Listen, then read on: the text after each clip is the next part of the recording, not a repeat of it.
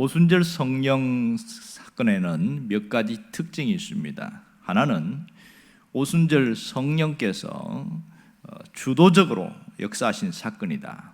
성령께서 강권적으로 역사하신 사건이라는 겁니다. 두 번째는 이것이 집단적인 사건인 것을 알 수 있습니다. 어느 한 사람에게만 나타난 것이 아니라 그곳에 있던 120명 전체에게 나타난 집단적인 사건인 것을 알 수 있습니다.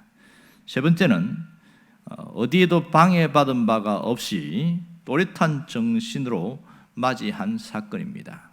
비몽사몽간에 일어난 일도 아니고 환상 가운데 있었던 일도 아니라 아주 맑은 정신 속에서 일어난 일이다, 이렇게 볼 수 있습니다.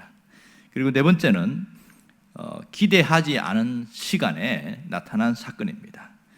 특별히 오순절을 위해서만 기도한 것이 아니고 그렇게 이걸만 위해서도 기도한 것도 아닙니다. 물론 성령을 주시겠다고 약속하신 것은 있기에 그렇게 기도하긴 했지만 이렇게 나타나실 줄은 몰랐다는 것이죠.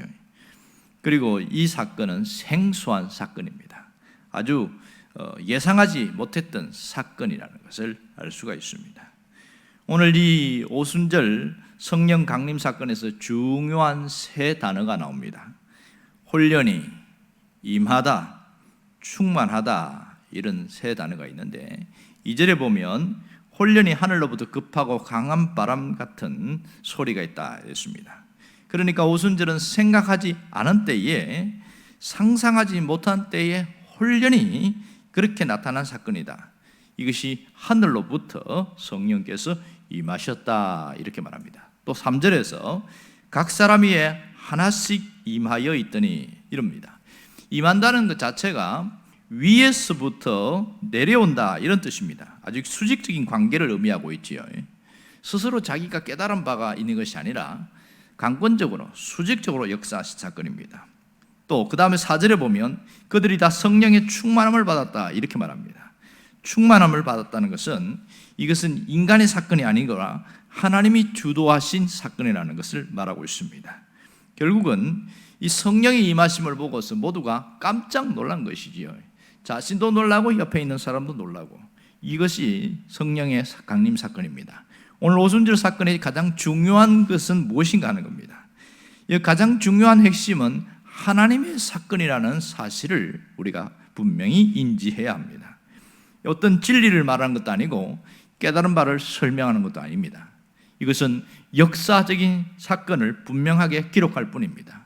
성경에서 본 그대로, 들은 그대로 역사적인 사건을 정확하게 기록하고 있습니다. 특별히 그 히브리 종교의 문화, 그들의 구약을 익숙히 알고 종교적인 모든 것들을 알고 있는 그들의 언어로 기록되었다는 것이 특별합니다. 또 하나는 성령이 강림하신 이 오순절 사건의 중요한 의미는 유대 사람들이 소중히 지키는 절기 때 일어난 일입니다. 이것이 본토인들뿐만 아니라 디아스포라 교인들, 외국에 살다가 온 사람들, 또 개종한 사람들이 많이 모이는 그 절기 때에 일어난 사건이라는 것을 보여주고 있습니다. 결국 너무나 놀랍고 특이한 사건들이 오늘 오순절 역사에 나타나고 있습니다. 이것이 대략 한 4가지로 정리될 수 있는데, 하나는 하늘로부터 바람 같은 소리가 있었다는 겁니다. 아주 청각적인 현상이죠. 하늘로부터 급하고 바람 같은 소리가 있어, 이렇게 말합니다. 성령을 뭐라고 표현하냐면 바람이다, 이렇게 이야기합니다. 히브리 단어에 보면 성령을 바람이라고 표현합니다. 헬라어도 마찬가지입니다. 똑같이 바람이라는 표현을 합니다. 그럼 왜 성령을 바람으로 표현할까? 이것이 우리가 의문점입니다. 바람으로 표현하는 것은 보이지 않는 힘, 보이지 않는 강력한 힘을 말하기 때문에 그렇습니다. 태풍이 불 때에 태풍 자체는 보이지 않습니다. 태풍으로 인한 현상만 나타날 뿐이지요.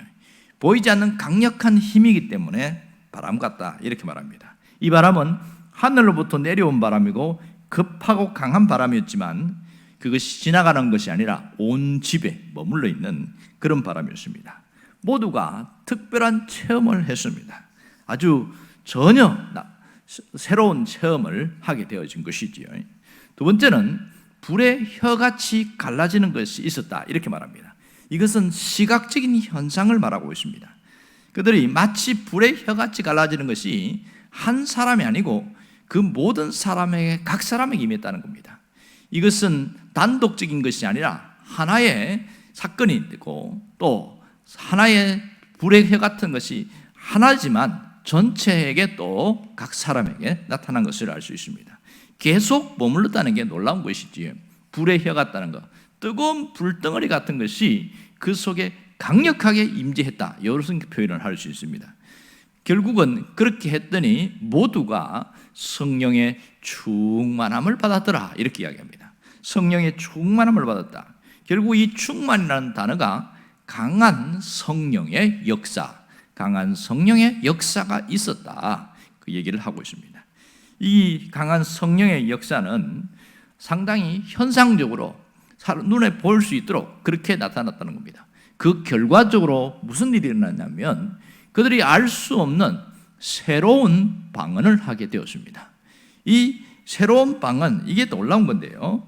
자, 지금 절기 때라고 이야기했습니다. 오순절이라는 사람들이 많이 모이는 절기 때에 이 새로운 방언을 하는데 놀라운 것은 통역이 필요 없이 서로 이야기하게 되는데, 이때의 방언은 완전한 소통이 되는 방언이었습니다. 외국 사람들의 말로 표현되어지는 겁니다. 이 방언이 고린도전서 12장과 14장에 나오는데 거기에서 나오는 방언과 완전히 차별적입니다. 고린도전서에 나오는 방언은 알아들을 수 없는 말입니다. 하늘의 언어긴 하지만 우리들이, 외국 사람들이 알아들을 수 없습니다. 그런데 여기서는 외국 사람들이 충분히 알아들을 수 있는 그런 방언의 메시지, 그러니까 효과적인 소통이 있었다는 것을 알 수 있습니다. 이것이 오순절 역사가 오늘 교회의 시작과 함께 성령의 역사가 나타나고 있습니다. 동시에 같이 나타난 것이지요. 이 모든 것을 다 믿고 받아들이는데 놀라운 것은 그들에게 깨닫지 못했던 말씀이 깨달아지기 시작한 겁니다. 이게 굉장한 특징이죠. 그리고 알아들을 수 있는 말로 뭘 전했냐? 그리스도의 복음을 전했습니다.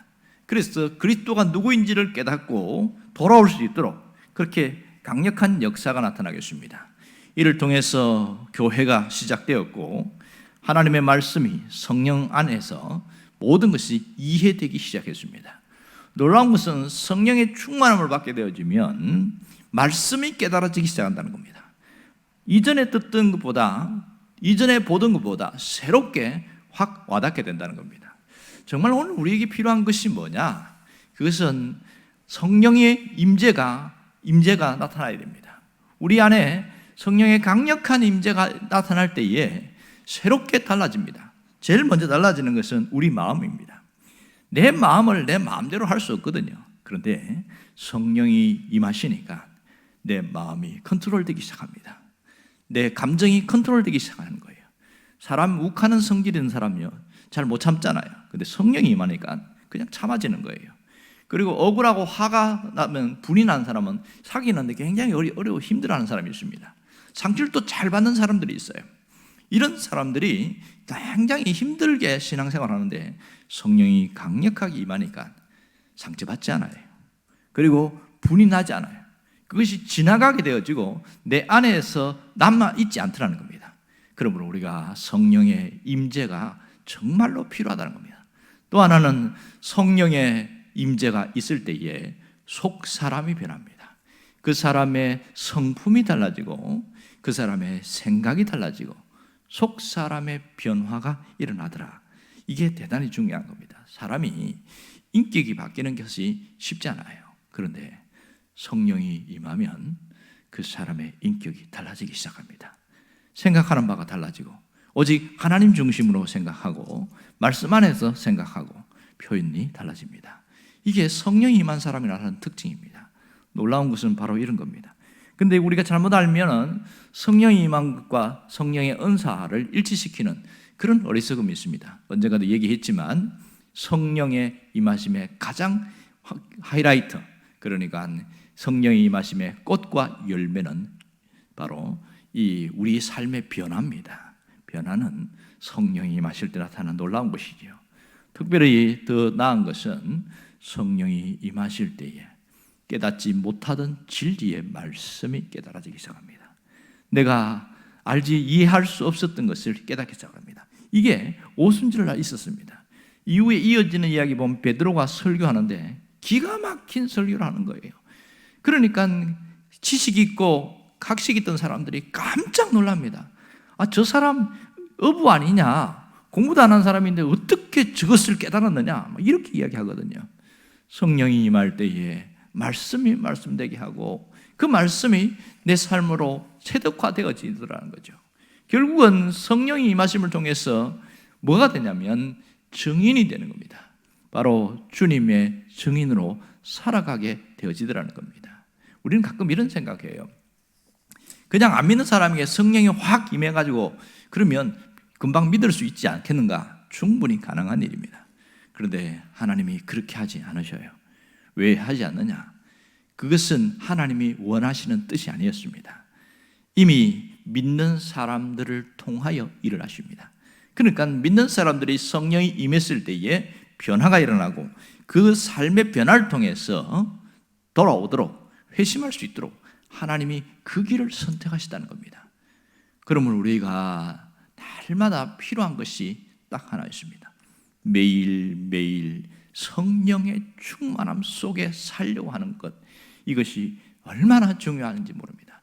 단순한 선택이 아니라 이것이 내 삶의 목숨처럼 여기면서 살아가야 됩니다. 그래야 사람이 변합니다. 가끔 사람이 안 변하는 것 때문에 회의감이 들 때가 있어요. 예수를 믿은 지 10년이 되고 20년이 됐는데 말하는 것이 똑같고 생각하는 것이 똑같고 모든 삶의 행동이 안 바뀐다. 그럴 때에 참 회의감이 들어요. 근데 가만히 보면 그 사람 속에 성령의 역사가 없어서 그래요. 사람이 자기가 마음먹다고 바뀝니까? 내가 성령의 충만함 속에 있고 성령으로 변화되어질 때에 사람이 바뀌는 거예요. 여러분, 내가 나를 바꾸려고 하기보다 더 먼저 해야 될 것은 성령의 충만한 임재 속에 들어가려고 하는 것, 이것이 굉장히 중요한 일입니다. 그래야 내가 바뀔 수 있어요. 내 감정, 내 생각, 내 판단, 모든 것이 달라질 수 있는 것은 성령의 충만함 속에 있을 때에 나타나는 놀라운 역사입니다. 그래서 성령의 충만함을 어떻게 알 수 있냐? 그것은 마치 결혼 생활과 같습니다. 어떤 분이 그렇게 표현했더만요. 성령의 충만함 속에 있다. 그것은 성령님과 동거하는 것이다. 이렇게 이야기합니다. 성령님과 동거하는 것. 다시 말해서 성령의 인도를 따라 살아가는 삶. 이렇게 표현하고 있어요. 결국은 성령의 인도하심은 말씀과 함께 말씀이 연결되면서 오게 되었습니다. 오늘 우리가 기도할 것은 바로 이겁니다. 주여, 나에게 성령으로 충만하게 임재해 주옵소서. 자, 이럴 때에 꼭 조건이 있습니다. 그게 뭐냐면 내 마음을 내려놔야 되고 내 속에 있는 죄를 회개해야 되고 나를 비워야 됩니다. 더러운 곳이 있는데 성령이 역사하지 않습니다. 우리가 내 죄를 회개하고 깨끗한 심령 속에 성령의 임재를 간구하면 인격자이신 성령님이 우리 안에 오십니다. 매일매일 성령의 충만함 속에 있을 때 우리는 달라지게 되어 있습니다. 여러분이 성령의 충만한 임재 속에서 살아갈 수 있기를 주의 이름으로 축원합니다. 기도하겠습니다.